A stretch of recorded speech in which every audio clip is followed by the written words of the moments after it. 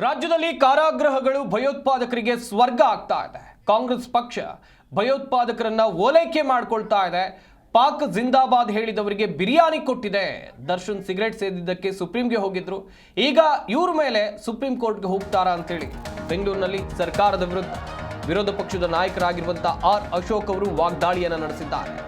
ರಾಜ್ಯದಲ್ಲಿರುವಂತಹ ಕಾರಾಗೃಹಗಳು ಅಂತ ಹೇಳಿದ್ರೆ ಜೈಲುಗಳು ಭಯೋತ್ಪಾದಕರಿಗೆ ಸ್ವರ್ಗ ಆಗ್ತಾ ಇದೆ. ಕಾಂಗ್ರೆಸ್ ಪಕ್ಷ ಭಯೋತ್ಪಾದಕರನ್ನ ಓಲೈಕೆ ಮಾಡ್ಕೊಳ್ತಾ ಇದೆ.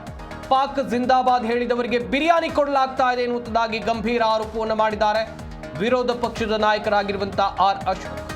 ದರ್ಶನ್ ಸಿಗರೇಟ್ ಸೇದಿದ್ದಕ್ಕೆ ಸುಪ್ರೀಂ ಕೋರ್ಟ್ಗೆ ಇವರು ಹೋಗ್ತಾರೆ ಅಂತ ಹೇಳಿದ್ರೆ ಬೇರೆಯವರು ಏನು ಮಾಡಿದ್ರು ಸರಿನಾ ಅಂತ ಪ್ರಶ್ನೆಯನ್ನ ಮಾಡಿದ್ದಾರೆ.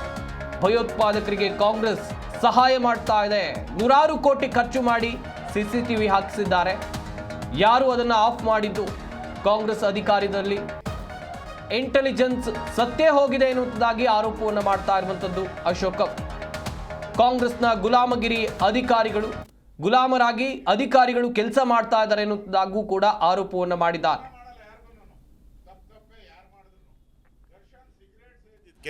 ಸುಪ್ರೀಂ ಕೋರ್ಟ್ ಅವ್ರಿಗೂ ಅಪೀಲ್ ಹೋಗಿ ಬೇಲ್ ಕ್ಯಾನ್ಸಲ್ ಮಾಡಿದ್ರಲ್ಲ, ಇವ್ರಿಗೇನು ಮಾಡ್ತೀರಾ? ಈಗ ಇವ್ರಿಗೇನು ಮಾಡ್ತೀರಾ ಹೇಳ್ರಿ?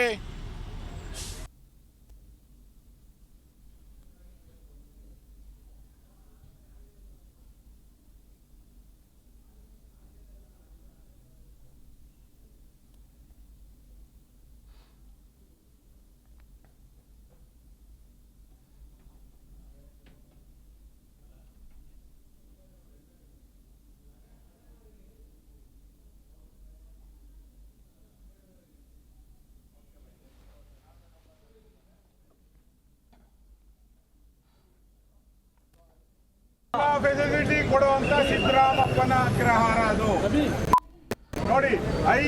ಈ ಬಗ್ಗೆ ಇನ್ನಷ್ಟು ಮಾಹಿತಿಯನ್ನು ಕೊಡ್ತಾರೆ ನಮ್ಮ ಪ್ರತಿನಿಧಿ ಜನಾರ್ದನ್ ಹೆಬ್ಬಾರ್. ನೇರ ಸಂಪರ್ಕದಲ್ಲಿ ಜಾಯ್ನ್ ಆಗ್ತಾ ಇದ್ರೆ. ಜನಾರ್ದನ್, ಒಂದ್ ಕಡೆಯಲ್ಲಿ ಗಮನಿಸ್ತಾ ಇದ್ವಿ ನಾವು, ಪರಪ್ಪನ ಅಗ್ರಹಾರ ಜೈಲಿನಲ್ಲಿ ರಾಜಾತಿಥ್ಯ ಕೈದಿಗಳಿಗೆ ದೊರಕ್ತಾ ಇದೆ. ಈತ ಬಿಜೆಪಿಯವರ ಹೋರಾಟ ಯಾವ ರೀತಿಯಲ್ಲಿ ಸಾಗ್ತಾ ಇದೆ?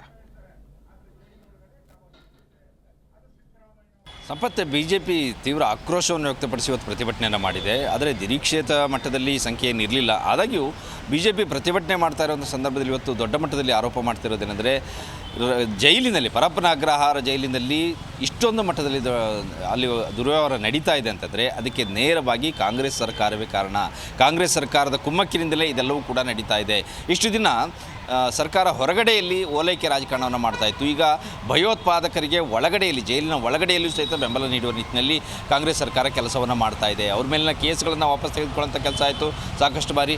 ಆದ ನಂತರದಲ್ಲಿ ಈಗ ಜೈಲು ಒಳಗಡೆಯಲ್ಲಿ ಅವರಿಗೆ ಏನು ಸೌಲಭ್ಯ ಬೇಕೋ ಎಲ್ಲ ರೀತಿಯ ಸೌಲಭ್ಯಗಳನ್ನು ಕೂಡ ಕೊಡುವಂಥ ಕೆಲಸವನ್ನು ಮಾಡ್ತಾ ಇದೆ. ಇಡೀ ದೇಶದಲ್ಲಿ ಕಾಂಗ್ರೆಸ್ ಸರ್ಕಾರ ಎಲ್ಲಿದೆಯೋ ಅಲ್ಲಿ ಮಾತ್ರ ಈ ರೀತಿಯ ಕೆಲಸಗಳು ನಡೆಯುತ್ತೆ.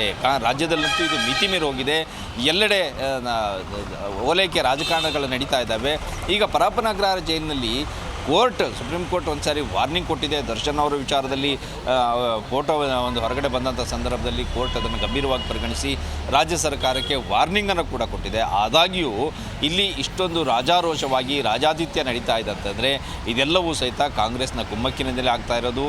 ಏನೆಲ್ಲ ಮಾಡಬೇಕು ಕಾಂಗ್ರೆಸ್ ಜೈಲು ಒಳಗಡೆ ಇದ್ದಲ್ಲಿ ಅವರಿಗೆ ಎಲ್ಲ ರೀತಿಯ ಸೌಲಭ್ಯಗಳನ್ನು ಕೊಡುವಂಥ ಕೆಲಸವನ್ನು ಈಗ ರಾಜ್ಯ ಸರ್ಕಾರ ಮಾಡ್ತಾ ಇದೆ. ತಕ್ಷಣ ಮುಖ್ಯಮಂತ್ರಿಗಳು ರಾಜೀನಾಮೆ ಕೊಡಬೇಕು, ಗೃಹ ಮಂತ್ರಿಗಳು ರಾಜೀನಾಮೆ ಕೊಡಬೇಕು, ಉಪಮುಖ್ಯಮಂತ್ರಿಗಳು ಕೂಡ ಇದಕ್ಕೆ ರಾಜೀನಾಮೆ ಕೊಡಬೇಕು ಅನ್ನುವಂಥ ಆಗ್ರಹವನ್ನು ಬಿಜೆಪಿ ಮಾಡ್ತಾ ಇದೆ. ಇವರೆಲ್ಲರೂ ಇವತ್ತು ಬಿಜೆಪಿ ರಾಜ್ಯಾಧ್ಯಕ್ಷ ವಿಜೇಂದ್ರ, ವಿರೋಧ ಪಕ್ಷ ನಾಯಕ ಅಶೋಕ್, ಮೇಲ್ಮನೆ ವಿಪಕ್ಷ ನಾಯಕ ಛಲವಾದಿ ನಾರಾಯಣಸ್ವಾಮಿ, ಸಿ.ಟಿ. ರವಿ, ಗರುಡಾಚಾರ್, ಉದಯ ಗರುಡಾಚಾರ್ ಸೇರಿದಂತೆ ಸಾಕಷ್ಟು ಜನ ಇವತ್ತು ಶಾಸಕರು, ಮಾಜಿ ಶಾಸಕರೆಲ್ಲರೂ ಕೂಡ ಬಂದು ಪ್ರತಿಭಟನೆಯಲ್ಲಿ ಪಾಲ್ಗೊಂಡರು. CM ಮನೆಗೆ ಮುತ್ತಿಗೆ ಹಾಕಬೇಕು ಅನ್ನೋಂಥ ಒಂದು ಪ್ರಯತ್ನವೂ ಕೂಡ ಮಾಡಿದರು. ಆದರೆ ಪೊಲೀಸರು ಬ್ಯಾರಿಕೇಡನ್ನು ಹಾಕಿ ತಡೆಯುವಂಥ ಕೆಲಸವನ್ನು ಮಾಡಿದ್ರು. ಅವರೆಲ್ಲರೂ ಕೂಡ ಎತ್ತಾಕೊಂಡು ಹೋಗಿ ಬಸ್ನಲ್ಲಿ ಅವ್ರನ್ನ ತುಂಬಿಕೊಂಡು ಹೋಗಿ ಪೊಲೀಸರಿಗೆ ವಶಕ್ಕೆ ತೆಗೆದುಕೊಂಡಿದ್ದಾರೆ. ಆದರೆ ರಾಜ್ಯ ಸರ್ಕಾರದ ವಿರುದ್ಧ ಬಿಜೆಪಿ ಆಕ್ರೋಶ ವ್ಯಕ್ತಪಡಿಸ್ತಾ ಇರೋದೇನಂತಂದರೆ, ಇದು ಎಷ್ಟರ ಮಟ್ಟಿಗೆ ಈ ರೀತಿ ನಡ್ಕೊಳ್ಳೋದು ಸರಿ, ಈ ಮಟ್ಟಿಗೆ ರಾಜ್ಯಾದ್ಯಂತ ಆಕ್ರೋಶ ವ್ಯಕ್ತವಾಗ್ತಾ ಇದ್ದರು. ಓಲೈಕೆ ರಾಜಕಾರಣದ ಬಗ್ಗೆ ವ್ಯಕ್ತವಾಗ್ತಾ ಇದ್ದರು, ಸಹಿತ ವಿರೋಧ ವ್ಯಕ್ತವಾಗ್ತಾ ಇದ್ದರು.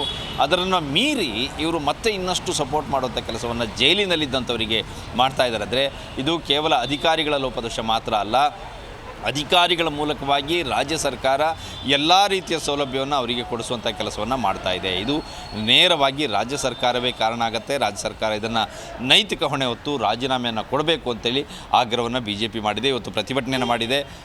ರಾಜ್ಯ ಸರ್ಕಾರ ತಕ್ಷಣ ಇದ್ರ ಬಗ್ಗೆ ಕ್ರಮ ತೆಗೆದುಕೊಳ್ಳದೇ ಇದ್ದರೆ, ಯಾರ ಮೇಲೂ ಆ್ಯಕ್ಷನ್ ಆಗದೇ ಇದ್ದರೆ ಮತ್ತೆ ಹೋರಾಟ ಮಾಡ್ತೀವಿ ಅನ್ನೋ ಮಾತನ್ನು ಕೂಡ ಹೇಳ್ತಾ ಇದ್ರು ಇವತ್ತು ಸಂಪತ್. ಜನಾರ್ದನ್, ಇನ್ನೊಂದು ಕಡೆಯಲ್ಲಿ ಇದೇ ವಿಚಾರಕ್ಕೆ ಸಂಬಂಧಿಸಿದಂತೆ ತನಿಖೆ ಕೂಡ ಆಗ್ತಾ ಇದೆ, ಈಗಾಗಲೇ ವಿಚಾರಣೆ ಕೂಡ ಆರಂಭ ಆಗಿದೆ. ಆದರೆ ಬಿಜೆಪಿ ನಾಯಕರ ಈ ಹೋರಾಟಕ್ಕೆ ಸರ್ಕಾರ ಮಣಿಯುತ್ತಾ ಅಂತ ಹೇಳಿ ವಿಪಕ್ಷವಾಗಿ BJP ಇವತ್ತು ಪ್ರತಿಭಟನೆಯನ್ನು ಮಾಡಿದೆ.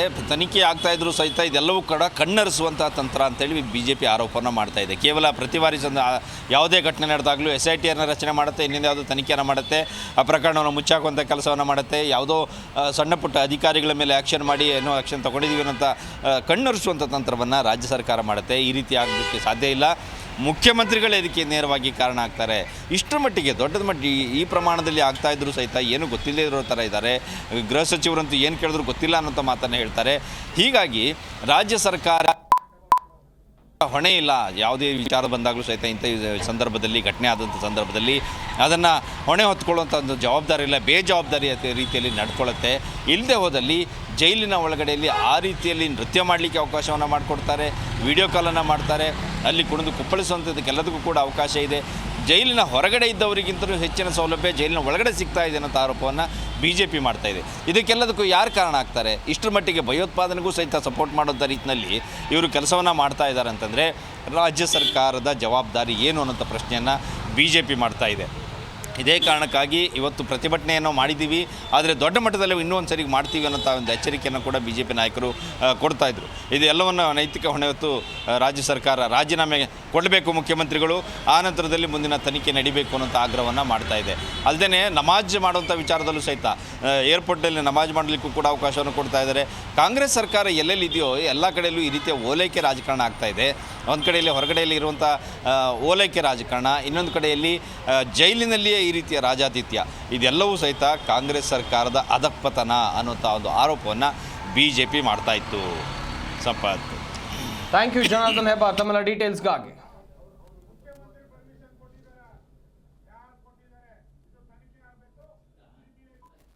ಮಾತ್ರ ಇದಕ್ಕೊಂದು ಬರ್ತೈತೆ. ISI ಏಜೆಂಟ್ಸ್ಗಳಿಗೆ, ಇಸ್ಲಾಮಿಕ್ ರ್ಯಾಡಿಕಲ್ಸ್ಗಳಿಗೆ ಮೊಬೈಲ್ ಫೋನ್ಗಳು, TV, ಗುಂಡು ತುಂಡು ಎಲ್ಲವನ್ನೂ ಕೂಡ ವ್ಯವಸ್ಥೆ ಮಾಡಿಕೊಟ್ಟಿದ್ದಾರೆ ಅಂತ ಹೇಳಿದ್ರೆ ಗೃಹ ಸಚಿವರ ಅನುಮತಿ ಇಲ್ಲದೇನೆ, ಪರಮೇಶ್ವರ್ ಅವರ ಅನುಮತಿ